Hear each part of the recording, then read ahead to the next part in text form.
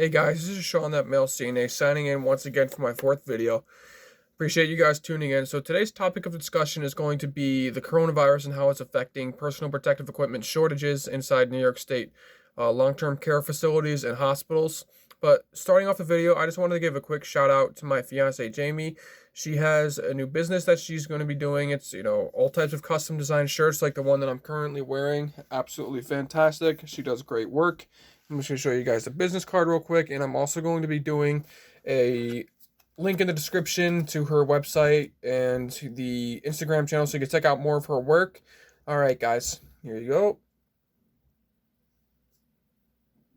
So let's get on to the topic at hand, and what coronavirus is doing to the personal protective equipment in New York State and how or if it's going to be affecting us for the long term.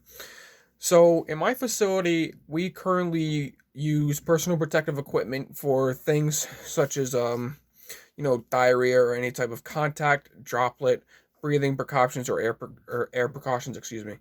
We are doing as much as we can with the amount of stuff that we have. I know that there are many facilities out there that are running very short on their personal protective equipment, but how is that fair to the worker? As an individual, we are coming in every single day and putting ourselves on the line in the front of this coronavirus. We are possibly going to come into contact with that. Thank God at my facility, we haven't had any type of issues with that so far. But I know the CDC, the Department of Health, has also mandated that all facilities take in coronavirus victims or people that have it. If they need the assistance, that's what we're here for healthcare workers to do. We're going to assist them. Really don't have a choice. But let's talk about how the personal protective equipment protects against that. So when it comes to droplet precautions, you're supposed to have a goggles on. You're supposed to have some type of like a hairnet on. You're supposed to have a gown and little scrubs or booties that you put on the bottom of your feet. And all that stuff's supposed to be covered, and you're supposed to have like some type of a breathing apparatus around your face, like a mask or something like that. Now, I know a lot of facilities are struggling with that because of the amount of victims of coronavirus, but we are seeing a steady decline in the new hospitalization rates and the people that are actually getting the virus in New York State. I know we're experiencing a high death toll, but it's definitely dropping out with the hospitalization rates.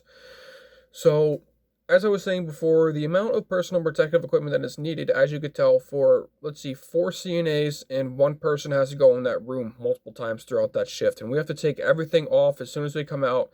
So, right off the bat, you need 4 different masks. You need 1 or 2 pairs of goggles, depending on the contact that you're going to be making. If you're just checking in, we really just put on the goggles for the 2 seconds that we're going inside the room. So, when it comes to the face mask, that is the biggest issue that I see many nursing homes facing. When it comes to any type of contact with a person, you always have to have a face mask on. The CDC and the Department of Health has told us that we need to walk around, and it's sad because if a mask becomes soiled, we're on a contact precaution, droplet precaution, or airtight precaution. It's crazy that they expect us to wear the same mask for hours on end. That is not fair to the individual. That mask becomes contaminated and we can get some type of issue going on with ourselves. So let's talk about the contact precaution. I know at our nursing home personally, the outside of the doors just list what type of contact precautions they're on or of what kind of precaution they're on at all.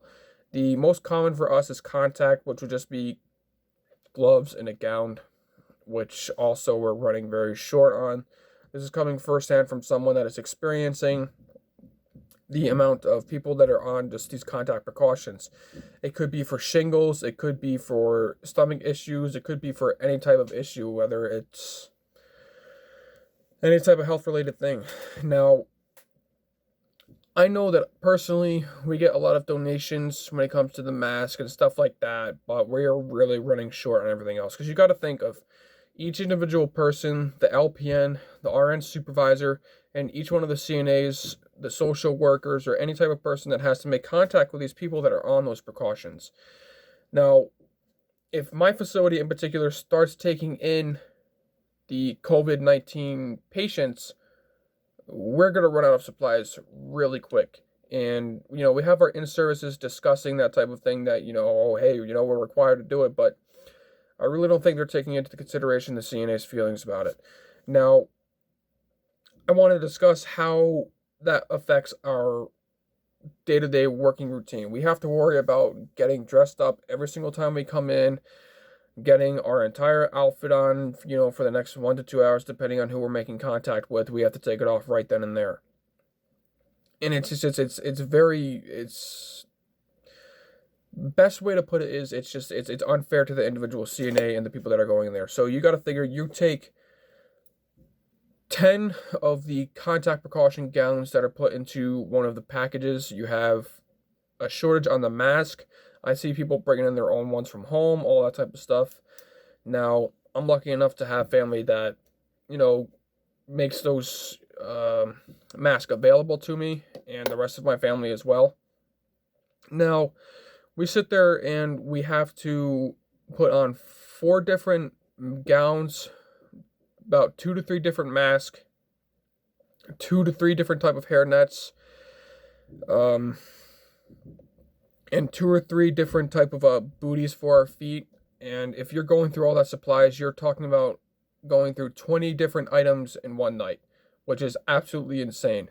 And we have to do that for every single room we come out of. Now, say we dedicate 10 rooms to the coronavirus, because on Unit B, where I am, it's only, I believe, 40 beds, and 34 or 35 of those are currently occupied. We're trying to move things around, but that's, up to the administrator and how he wants to do things.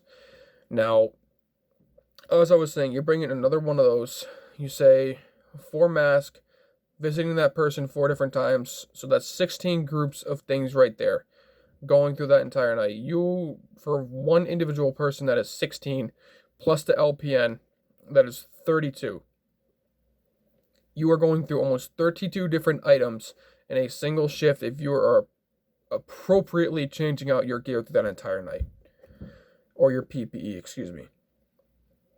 Multiply that through an entire week. 32 times 5, roughly, you're looking at around 150, which is just absolutely insane.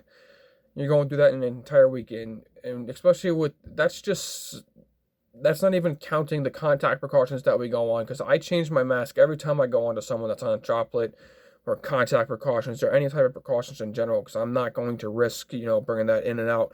And we go through a lot. And especially with the addition of this coronavirus, it is really putting a strain on the healthcare system.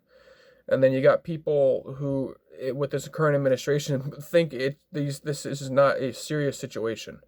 It really is. It really is. People do not know what healthcare workers are putting up with inside of these facilities.